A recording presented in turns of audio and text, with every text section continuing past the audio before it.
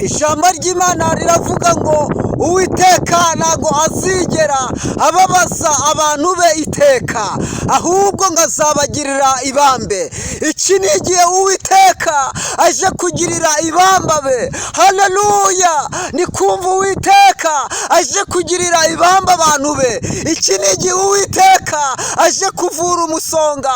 Buri muntu wese umusonga agwaye, buri muntu wese arwaye umusonga utandukanye n'uwundi, ariko iki ni igihe Uwiteka azanye urukingo rw'umusonga wawe.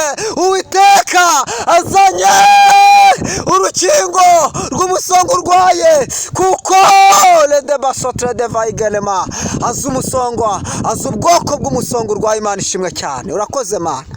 Oh Yesu urakoze. Lele matosa drode shivelema. Urakoze nyiribihe.